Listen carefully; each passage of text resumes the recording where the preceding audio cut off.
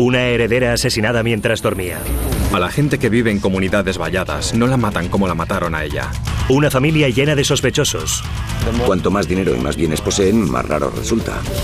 En el mundo no había dinero suficiente para esos chicos. Y un equipo de investigadores que no quería rendirse. Quiero al despiadado asesino que le metió esas balas en el cuerpo. Una novela de misterio de 7 años con un bote de 7 cifras. Esta noche en Poder, Privilegio y Justicia.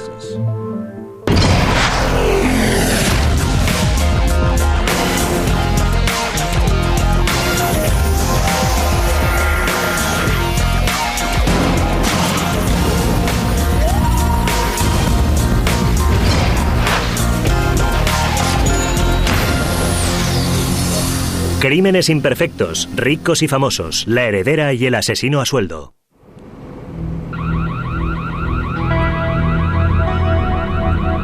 ...12:45 de la madrugada del 1 de abril de 1988. Los guardias de seguridad de Lincoln Hill Estates en Paradise Valley, Arizona, oyen una alarma de robo y llaman a la policía. Una unidad K9 es enviada al número 26.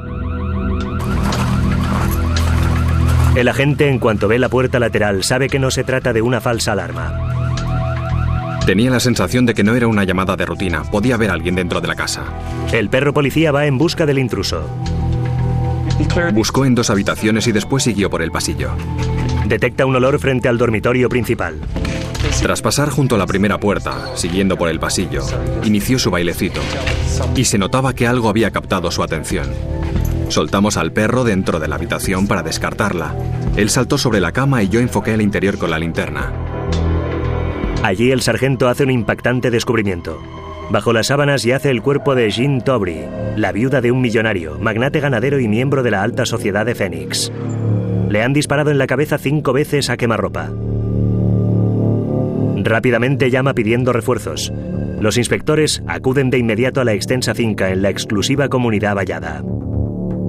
Aún estaba en la cama, parecía como si no hubiera llegado a levantarse, como si le hubieran disparado allí mismo. Tenía el edredón de la cama sobre el rostro y la almohada estaba como echada encima de ella. Aún se veían los residuos de los disparos.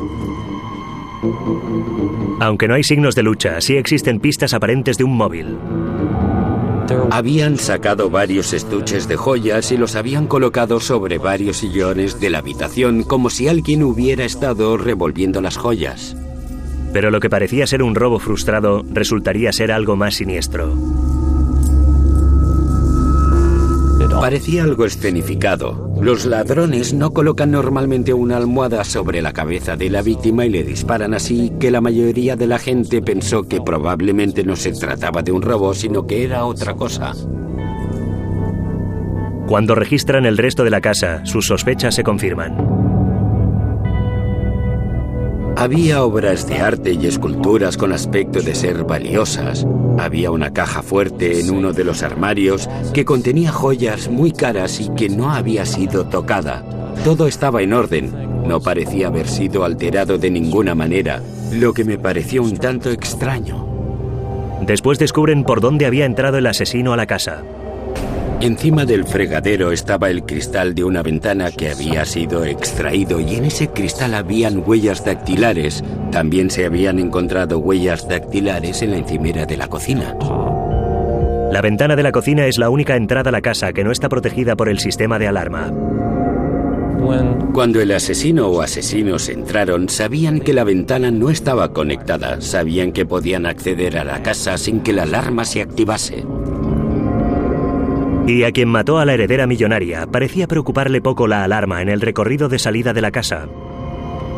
Fue casi como si alguien hubiera querido dispararla para que la policía respondiera y tal vez creyera que se trataba de un robo.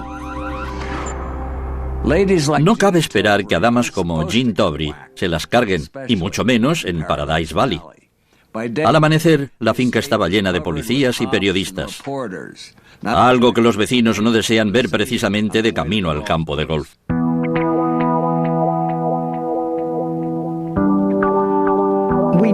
Sabíamos que la comunidad de Phoenix se iba a esforzar mucho en resolverlo. No era buena cosa que se hubiera asesinado a una figura de la vida social aquí en Phoenix. Todo el mundo quería resolverlo. Además, el apellido Tobry generaba un gran interés en el seno de la comunidad. Sé que la jefatura de policía de Phoenix al principio empleó muchos recursos en su intento de seguir pistas. Jean Tobry no tenía muchos enemigos. Lo que sí que tenía era mucho dinero. La policía desde el principio buscó dentro de la familia un posible móvil, a posibles sospechosos, porque aquello no había sido en realidad un robo, y ellos estaban totalmente convencidos. La policía enseguida supo que cuando el marido de Jean Tobry murió en 1983, dejó su multimillonaria fortuna a su esposa. Si sus hijos querían recibir una parte de ese dinero, iban a tener que esperar. Dejó en un fideicomiso $4 millones a los que ella estaba autorizada a acceder durante su vida e iba a recibir ingresos de ese fideicomiso. Y después, a su muerte, el grueso de ese fideicomiso iría a parar a los 3 hijos que Ed había tenido de otro matrimonio. Ed padre sabía que las relaciones entre sus 3 hijos y Jean no eran estupendas. Mantenían una relación áspera, por decirlo de forma suave. Y ese trato se deterioró muy deprisa tras la muerte de Ed padre. Y los hijastros de la víctima no eran los únicos miembros de la familia con posibles motivos. Los inspectores supieron que Jean recientemente había contratado una póliza de seguro de vida por valor de $2,7 millones, nombrando beneficiaria a su única hija, Debbie. Investigaron todas las opciones posibles que se les ocurrieron. Indagaron a la amada hija de Jean. Quizá ella quería ver a su madre muerta por el dinero. La gente de las comunidades valladas no muere muy a menudo de la forma en que ella murió, salvo que se trate de un golpe desde dentro. El asesinato de Jean Tobry tenía todos los elementos de una buena novela de misterio. Una heredera muerta, una fortuna al alcance y un tufillo de hostilidad.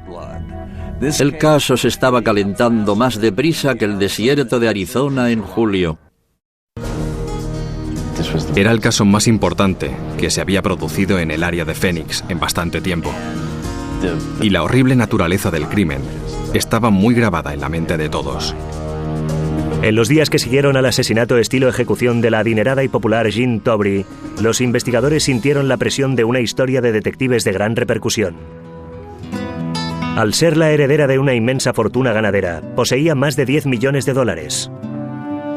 Yo estaba muy familiarizado con el apellido Tobry. Creo que cualquiera que haya vivido en Phoenix conoce ese apellido. El de los Tobry era un apellido importante en la ciudad. La persona asesinada era alguien de la alta sociedad y los medios se echaron encima. Fue sencillamente un caso inusual, ya desde el principio. Y ella era muy conocida por su apellido. Se había casado con un miembro de la famosa familia Tobry, famosa en nuestro rincón del mundo. En aquella época yo estaba casado con una heredera ganadera de Arizona. En esos parajes, los grandes rancheros son la gente bien, y los Tobry eran de los más relevantes. Eran los Rockefeller del sudoeste. Se habían instalado aquí a finales del siglo XIX y eran bastante potentados. Una de las familias pioneras más antiguas de Arizona, el clan de los Tobry, se labró su fama y su fortuna en la industria ganadera. Poseían ranchos en los que criaban el ganado y lo alimentaban en los corrales. Posteriormente lo sacrificaban. Fueron los primeros en el país que ampliaron su campo de acción del nacimiento de los terneros a la venta en sus tiendas. La familia Tobry tenía poder desde siempre en Phoenix. Desde el primer día. Eran el motor de los negocios, de la vida social y de todo. Ed Tobry empezó de muy joven a conocer el negocio familiar. Pero con el país al borde de la Segunda Guerra Mundial, Ed abandonó su hogar para alistarse en las fuerzas aéreas. Era piloto y fue a Inglaterra, y lo derribaron el 19 de agosto de 1942. Durante sus años de cautividad en un Stalag alemán, Ed ayudó a planificar lo que posteriormente se conocería como la Gran Fuga. El plan fracasó y él continuó como prisionero durante el resto de la guerra. Tras su puesta en libertad, Ed regresó a Phoenix para dirigir el negocio familiar. Enérgico y astuto, llevó el imperio ganadero a nuevas cotas y además creó una próspera cadena de bancos. A finales de los años 40, el senador Barry Goldwater, amigo del clan Tobry, presentó a Ed a la que sería su primera esposa, Priscilla Peterson, hija de otra prominente familia de Arizona. La pareja tuvo 3 hijos, Prissy, Cricket y Ed hijo, conocido también como Hap. Ed padre lo daba todo a sus hijos, con la esperanza de que estos siguieran sus pasos. Pero ninguno de ellos heredó la ambición del padre. Quería que trabajaran para ganarse su dinero, pero siempre le decepcionaba el hecho de que ninguno de ellos parecía encontrar realmente su lugar y una carrera profesional, ya que pensaban que en un momento u otro de la vida se iban a encontrar con todo aquel dinero. Mucho dinero. Jamás mantuvo una estrecha relación con sus hijos. Nunca. Y llegaron a convertirse en personas agradables, debo admitirlo.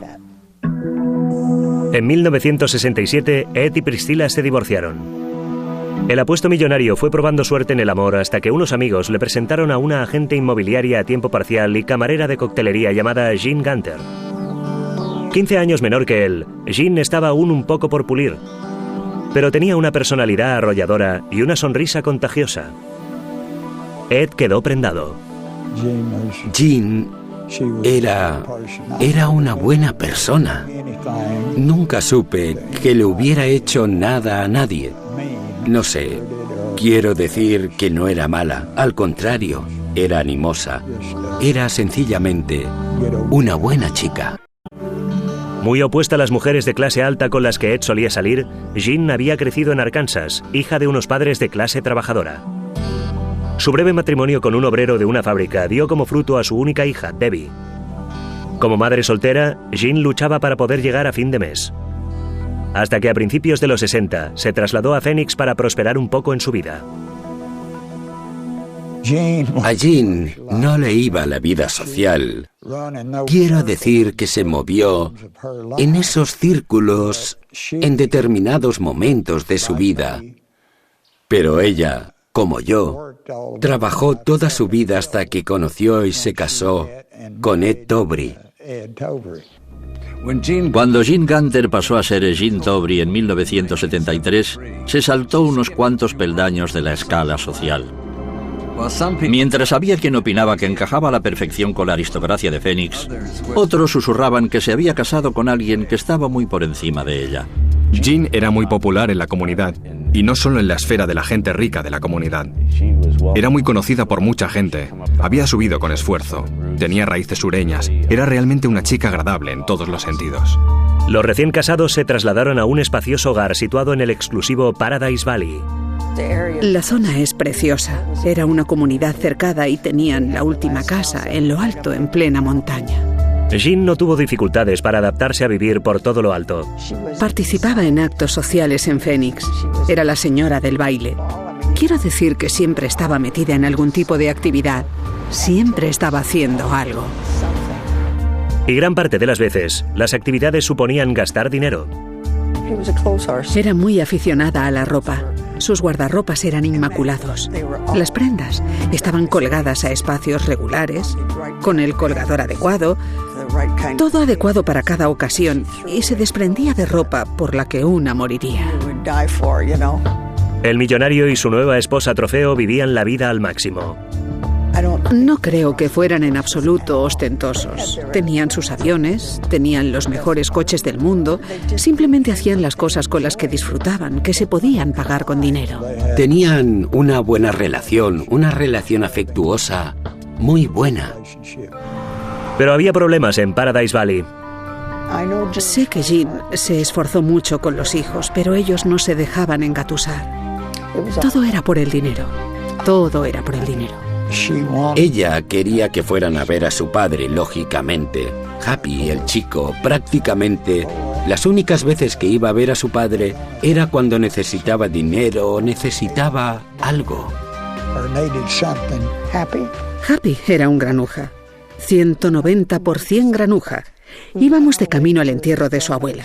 Jack, Ed y yo íbamos en el asiento trasero y él ocupaba el asiento delantero junto al conductor. Alargó el brazo hacia atrás para mostrar a mi marido su Rolex falso. Intentaba vender a mi marido un Rolex falso cuando íbamos al funeral de su abuela. Así, como lo cuento, así era Happy. A principios de los años 80, la salud de Ed empezó a fallarle. Los inspectores se enteraron de que en el seno de la familia las tensiones continuaron a lo largo de los últimos años de Ed. Jean cuidó de Ed durante sus 2 últimos años de vida. Estaba muy enfermo, pasó los últimos meses postrado en una cama y ella estuvo cuidándole. En 1983, el millonario murió en casa con su esposa al lado. Pero en la lectura del testamento, las cosas se pusieron feas cuando los hijos de Ed se llevaron la peor parte. La mitad de la fortuna de Ed fue a parar a Jean, mientras que el resto del dinero fue puesto en un fideicomiso. Los hijos solo podrían cobrar el dinero tras la muerte de Jean. Todos iban a tener dinero suficiente para vivir bien. Los bienes de Ed ascendían a millones de dólares. Sin embargo, sus hijos se oponían frontalmente al hecho de tener que pagar impuestos sobre el fideicomiso hasta que Jean muriera. Quizá Ed Tobry había sido un empresario astuto, pero su última gestión había sido un desastre. Si creen que los hijos se consideraron maltratados en el testamento, esperen a oír la carta que papá había dejado. Queridos Cricket, Prissy y Happy, esta es solo una carta para complementar mi testamento. Ninguno de vosotros ha sido capaz de ganarse la vida por su cuenta. Malas compañías, ningún deseo de tener estudios, ningún esfuerzo para mejorar vuestra capacidad de aprendizaje, ningún deseo de tener una familia y un hogar. En ella expresaba su amor por Jean y lo unidos que habían estado, y el hecho de que se hubiera planteado excluirlos del testamento, pero que fue Jean quien le convenció de que no era lo más correcto. Ninguno de vosotros se ha ganado su herencia. Por lo tanto, agradeced lo que se os dé. Dios nos puso en esta tierra no para ser una carga para los demás, sino para crear y producir. De lo contrario, vuestro sitio no está aquí. Con todo mi amor. Adiós y buena suerte, papá. Los amigos contaron a los inspectores que con la desaparición de Ed, la ya inestable relación de Jean con los hijos de este empezó a venirse abajo. Las cenizas de Ed estaban en el tanatorio. Jean fue allí a recogerlas y una de las hijas, la más joven, las había recogido ya. Ni siquiera sabemos dónde están las cenizas de Ed. Lo que hicieron los hijos fue llevarse las cenizas de Ed y dividirlas entre los tres, sin incluir a Jean en el proceso. Después de eso, ella no volvió a hablarles jamás. Las fricciones familiares pasan a ser el foco central en la investigación del asesinato de Jean. Pero en las entrevistas con la policía, los tres hijos de Ed ofrecen una sólida coartada. Hap tenía coartada. No había estado en la casa aquella noche, ni había estado en la zona. Al comparar las huellas dactilares de los hijos con las encontradas en el escenario del crimen, los policías se quedaron con las manos vacías. La hija de Jean, Debbie, tampoco coincidía, y la policía la eliminó de la lista de sospechosos. Comparaban las huellas con todas las personas que encontraban que consideraban que posiblemente habían podido actuar en esa zona, pero ninguna coincidía. Las pistas prácticamente se estaban agotando. Cuando se da descanso al cuerpo de Jean, su asesinato sigue siendo un misterio. La ausencia de sus hijastros da origen a especulaciones entre los asistentes. Mis primos me decepcionaron al no asistir al entierro. No vino nadie. A mí me parecía que era su responsabilidad venir en representación de la familia. Mientras la policía sigue buscando pistas, los amigos de Jean lo tienen ya muy claro. Estábamos en el aparcamiento a punto de ir al velatorio y el administrador de los negocios de mi tío se acercó y me dijo: Phil, esto lo ha hecho tu primo Happy. Yo me quedé de piedra y solamente le dije que esperaba que atraparan a quien lo hubiera hecho. Estuvo bien que Prissy, Cricket y Hap no acudieran al funeral. Quizá los amigos de Ginny los habrían linchado allí mismo. Pero los policías tenían las manos atadas y pronto el caso más candente de Phoenix se enfrió como el hielo. Durante 5 años, el notorio asesinato de Jean Tobry continuó sin resolver.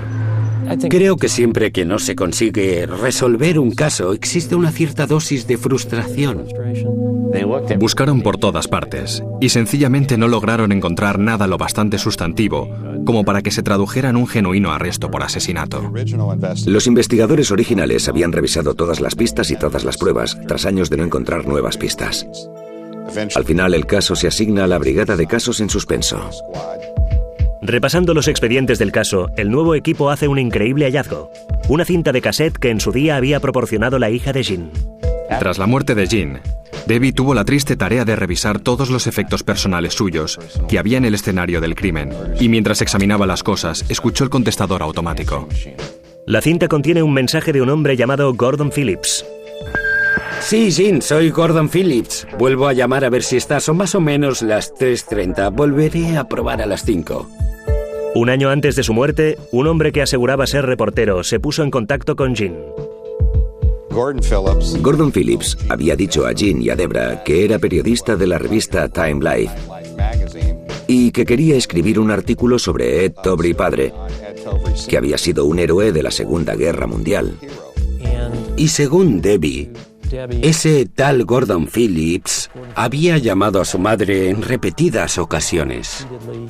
Al no lograr deshacerse del extraño, Jean accedió a reunirse con él en Newport Beach, cuando ella y Debbie estaban de vacaciones. Jean desconfiaba mucho de ese hombre y no deseaba en absoluto reunirse con él, pero dijo a Debbie que era muy insistente. Pero cuando se encontraron, Phillips no parecía tener muchas preguntas sobre Ed padre. Parecía más interesado en Jean. Debbie se había llevado consigo de Phoenix a Newport Beach un montón de recuerdos de guerra de Ed, libros y cosas que ella consideró que podían interesarle si es que pensaba escribir un artículo. Y Debbie dijo que no tenía ningún interés y que francamente había asustado a Debbie. Pensó que había algo raro en aquel hombre. Jean no volvió a saber nada de Phillips, pero quedó lo bastante aterrada como para guardar su mensaje. Los investigadores consideraron que la pista pasada por alto podía arrancar de nuevo el caso. Tomaron un fragmento de la grabación del contestador automático, indicaron que era una pista que querían seguir y pidieron al público información sobre quién podía ser esa persona. En cuestión de días, la policía recibió una avalancha de nuevas pistas. Un informador anónimo está convencido de que la voz de la cinta pertenece a un hombre de Phoenix llamado James Butch Harrod. Quien nos llamó nos proporcionó el nombre completo de James. Nos dio las señas y la fecha de nacimiento, algo bastante insólito, porque la mayoría de las llamadas anónimas que se reciben sobre crímenes no son tan específicas, y eso, obviamente, despertó nuestro interés. En la superficie, Butch Harrod parece ser un tipo corriente. Ha ido de un empleo esporádico a otro, no tiene antecedentes criminales ni huellas dactilares archivadas. Pero la policía se entera de que Butch tiene ciertos contactos sospechosos. Mientras la investigación policial continuaba, se supo de una ostensible relación profesional entre Hub y Butch. Butch había sido una especie de compinche para Hub, el hombre del dinero, en aventuras comerciales fallidas en China y Chile. Y así fue como se descubrió la vinculación entre Butch Harrod y la familia Tobry. Después, más buenas noticias. Los inspectores originales, en un momento dado, habían pedido a Debra que ayudara a confeccionar este retrato robot. Sacamos una foto del permiso de conducir de James. Y recuerdo que en aquel momento dijimos, las características faciales de esta foto sí que tienen una similitud con el retrato robot que se hizo años atrás. Y empecé a creer que quizá había llegado por fin el momento en el que este caso empezaba a tomar forma.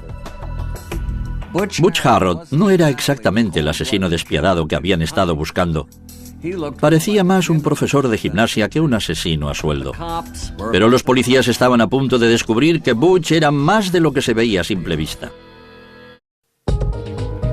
Cuando los inspectores descubren una conexión entre el sospechoso de asesinato James Harrod y el hijastro de Jean, Hub Tobry, creen que van por el buen camino. Removiendo para hallar más pruebas, localizan a la exesposa de Harrod en California. Lo que les dice es que antes de que Butch fuera a casa de los Tobry aquella noche, ella sabía que James formaba parte de un complot de asesinato. Le había dicho que había sido contratado por Ed Tobry hijo para matar a Jean Tobry y que le iban a pagar $100,000 por hacerlo. También nos dijo que la noche del asesinato de Jean, Butch había abandonado su residencia aproximadamente a las 9 de la noche y que cuando salió llevaba consigo una bolsa de lona. Se había puesto pantalones de camuflaje y llevaba botas de montaña. Ella miró en el sitio donde Butch guardaba normalmente sus armas y no estaban allí. Dice que se despertó a las 2 de la madrugada cuando Butch regresó. Le preguntó si lo había hecho y él le dijo sí, se acabó. ¿Por qué motivo retendría una información semejante durante tanto tiempo? Afortunadamente, los sucios secretos de la ex señora Harrod eran justo lo que la policía necesitaba para arrestar a Butch y llevarle a comisaría para interrogarle. Usted es Butch, ¿correcto? Ese es mi apodo, sí. James Harrod. Bien, yo me llamo Ed Reynolds. Y como verá, soy inspector. Yo soy el responsable de su detención de esta noche. De acuerdo. En este momento está bajo arresto. Está bajo arresto por asesinato. ¿Por qué? Por asesinato. El asesinato de Gene Tobry. Así que, ¿por qué no escucha? Hay algo que quiero que oiga. Conozco a Ed Tobry.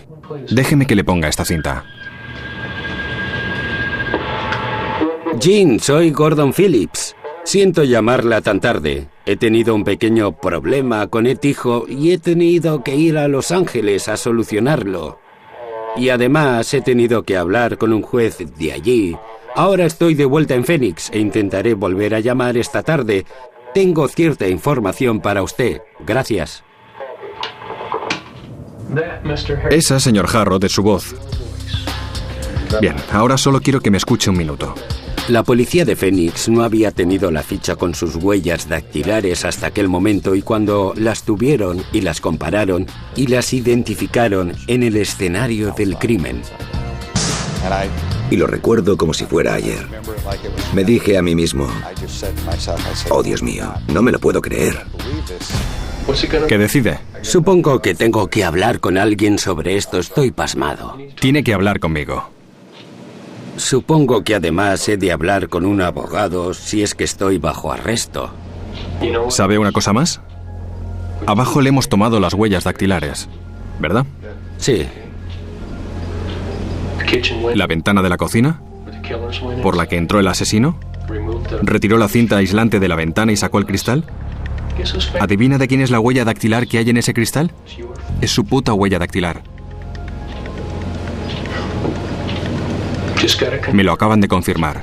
Para eso era la llamada que he recibido. Es su huella dactilar. La de la ventana. La noche del crimen. Y solo pudo dejarla una persona. La persona que retiró el cristal de la ventana. La policía se pone en contacto con la hija de Gene, Debbie. Lo que hicimos fue traerla a Phoenix y organizar una rueda de reconocimiento en persona y la grabamos en vídeo. Ella identificó a James Harrod como el Gordon Phillips que había conocido en Newport Beach, California, en julio de 1987. Los investigadores tenían lo que les hacía falta para acusar a James Harrod de asesinato en primer grado. Lo que les quedaba era demostrar que no había actuado solo. Los estados de cuentas bancarios muestran que Hap estaba pasando a Harrod un poco de pasta por un supuesto trabajo de consultoría. Al indagar en los registros de llamadas, los inspectores descubren que el dúo jugaba algo más que jugar a los mensajitos. La policía informó a Ed de que tenían constancia de más de 1.200 llamadas que se habían producido entre Hap y Butch en el período de tiempo cercano al asesinato, incluyendo la mañana después del asesinato y muchas llamadas la noche de autos. Hap contrata rápidamente a unos cuantos abogados agresivos, pero los policías no han hecho más que empezar. El desventurado Hap Tobry tenía fama de playboy perpetuo y de empresario fracasado, siempre falto de dinero. Suerte que por fin había cobrado la herencia. Estaba a punto de hacer frente a minutas legales bastante considerables.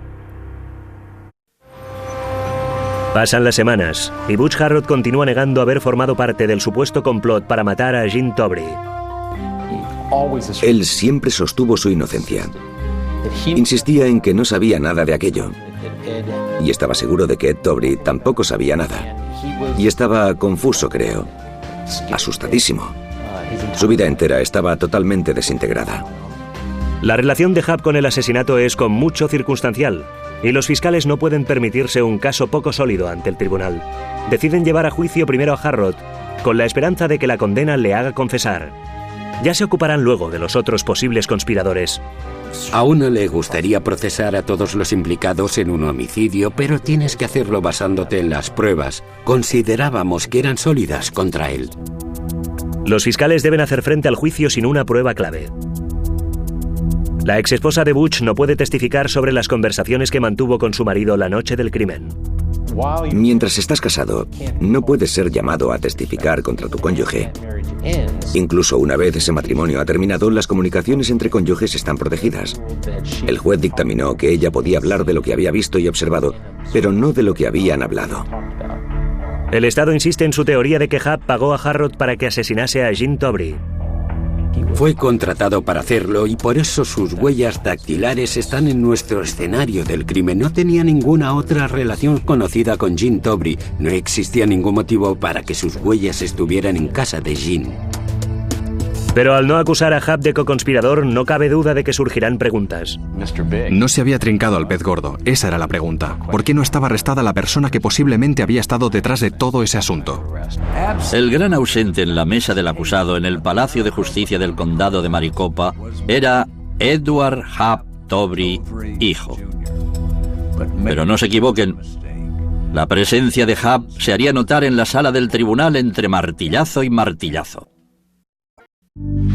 En los alegatos iniciales, los fiscales dicen al jurado que el caso es un sencillo relato de asesinato por beneficios.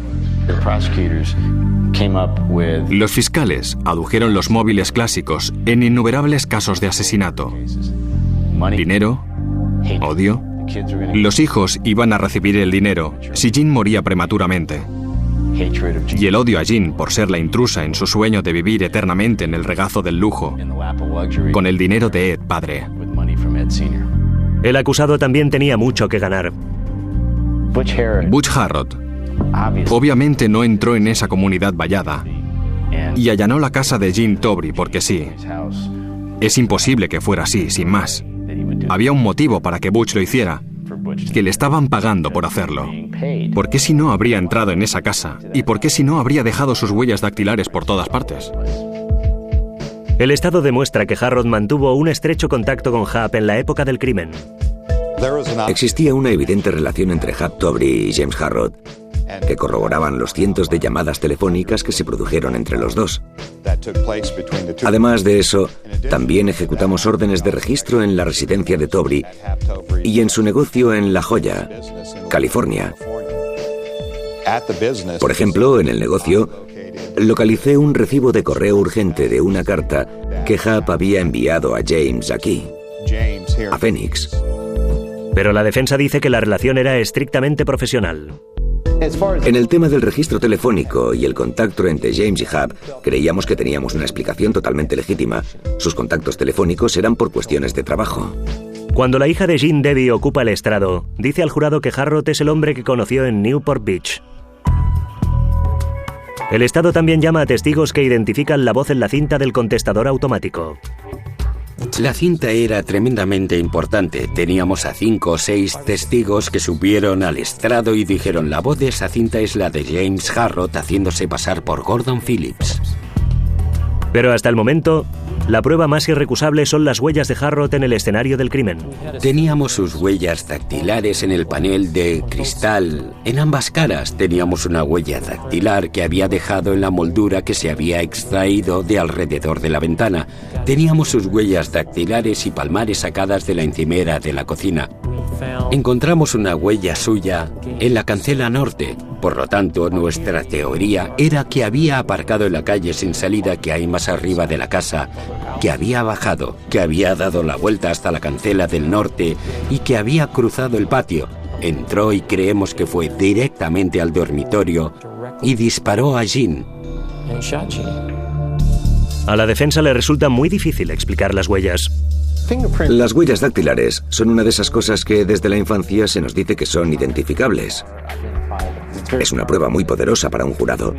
Sabíamos que, tener todas esas huellas dactilares en el punto de entrada era muy perjudicial para el caso, y teníamos que ofrecer algún tipo de explicación de cómo había podido ocurrir. Así que nos vimos obligados a intentar presentar varias teorías de cómo o por qué, principalmente cómo, alguien pudo dejar ahí esas huellas dactilares. Los abogados de Butch tratan de convencer al jurado de que el verdadero asesino utilizó una mano ortopédica para dejar las huellas de Harrod en el escenario. Nuestra teoría era, si alguien cuenta con los recursos de un Hap Tobry y quiere ver a su madrastra muerta para obtener los millones de recursos que se derivan de la herencia, y tienes a un buen chivo expiatorio como James Harrod, puedes emborracharle o drogarle o echarle algo en la bebida y conseguir una impresión de sus huellas dactilares. Quizás sea posible, no lo sé. tiene que estar de guasa. Y he oído otras veces excusas de lo más inverosímil, pero ¿la defensa de la extremidad ortopédica? No obstante, el equipo de Harrod tenía una versión y se estaba ciñendo a ella. Creo que cuando te paras a pensar es ridícula. Quiero decir, pensar que alguien subiera allí con una especie de artilugio que llevara sus huellas impresas y que las plantara por toda la casa, es que no tiene ningún sentido, no sé. A la gente no le gusta atraer la atención sobre sí o sobre quién podría estar involucrado en un asesinato. Por lo tanto, ¿por qué tomarse tantas molestias para implicar a alguien como James Harrod? Cuando Butch decide testificar, no ofrece ninguna explicación. En realidad, nadie esperaba que ocupase el estrado. Los acusados en casos de homicidio raramente lo hacen, y fue lo mismo que si se le hubiera juzgado por tirar papeles al suelo. En su testimonio no hubo en realidad ningún componente emocional en absoluto. Y de nuevo lo negó todo hasta el final. Pero entonces Butch comete un grave error. Dice que jamás habló a nadie del asesinato. Argumentamos, vaya, espera un momento, ha abierto usted la puerta porque nosotros tenemos pruebas de que sí se lo dijo alguien a su mujer y el juez estuvo de acuerdo con nosotros y nos había permitido aportar esa prueba. En una jornada de testimonios irrecusables, la exesposa cuenta al jurado que Harrod no solo admitió el complot, sino que recibió cuantiosos pagos en efectivo durante meses después del asesinato. Los abogados defensores atacan su credibilidad. Nuestro enfoque fue que ella era increíble porque había ido a Barbados con él, con dinero que posteriormente calificó como dinero de sangre. Y teníamos pruebas de que lo había pasado estupendamente en el viaje. Y sin embargo, ahora estaba hablando de lo horrorizada que estaba y de que no podía vivir con James. Y cuando lo piensas dices, a ver, espera un segundo, porque aquí hay algo que no encaja. Si es cierto que pensabas que era dinero de sangre y no podías soportar estar junto a él, ni siquiera tolerar más su presencia, ¿cómo es posible que fueras a Barbados, te tumbaras en la playa y lo pasaras tan bien con él? En solo 3 horas, el jurado alcanza su veredicto y declara a Butch Harrod culpable de haber asesinado a Gene Tobry. Me dio la impresión de ser un timador de poca monta que se creía un poco más listo que todos los demás. Una vez hubieron condenado a Butch, lo esposaron y lo condujeron fuera de la sala del tribunal. Y se detuvo justo delante de mí. Y le dije, que tenga suerte, Butch. Me miró directamente a los ojos y dijo, mi suerte acaba de agotarse. A pesar del veredicto, quedaban preguntas pendientes. Todos los miembros del jurado creían que Hap Tobry estaba definitivamente implicado junto con Butch. Y se preguntaban, ¿cuándo se va a hacer justicia en este caso? El Estado espera que la respuesta llegue más pronto que tarde. Al encararse con la pena de muerte, Harrod tiene una oportunidad más de salvar su vida. Creíamos que había otros individuos implicados en este asesinato. Y teníamos la expectativa y la esperanza de que Butch delatara a esos otros individuos. El Estado tenía a Butch bien agarrado.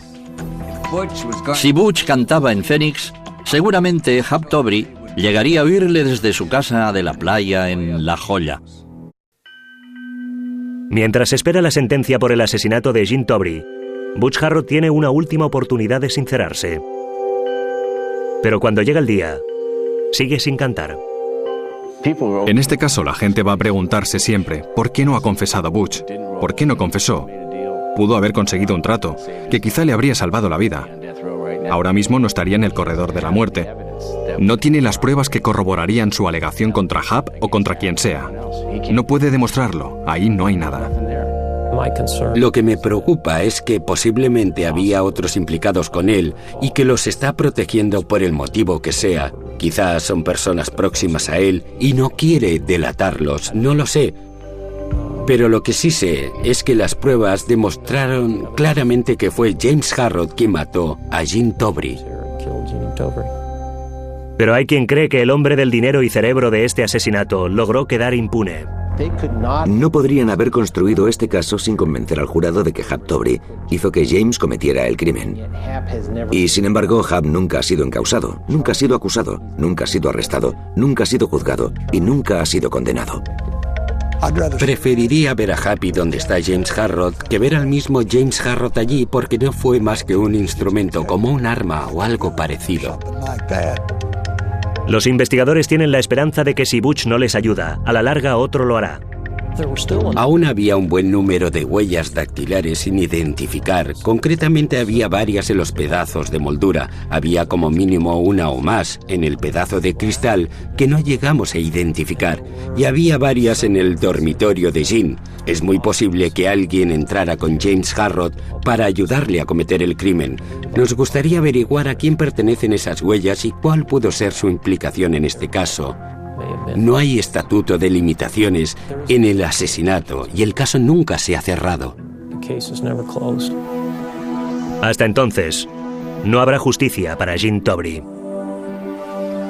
Se casa con uno de los hombres más poderosos en la historia moderna de Arizona. Por fin se halla en una posición de privilegio y nunca llega a tener la oportunidad de disfrutar realmente de ella. Sé que Ed o Jean jamás habrían imaginado que algo así pudiera suceder. Pero tal como se hizo el testamento de Ed, como se redactó, fue más o menos como firmar la sentencia de muerte de Jean. Jean no se merecía esa muerte terrible. Era una mujer hermosa, divertida, amable, generosa, tan generosa. Y nadie era un extraño para ella. Nadie era un extraño. Era insensata, era impetuosa. Era encantadora. Qué gran fracaso de la justicia. Al final, cabe preguntarse en qué estaría pensando Butch. O bien era de verdad un hombre inocente, o alguien con mucho poder logra de algún modo que guarde silencio. Dominic Dunne para la televisión judicial.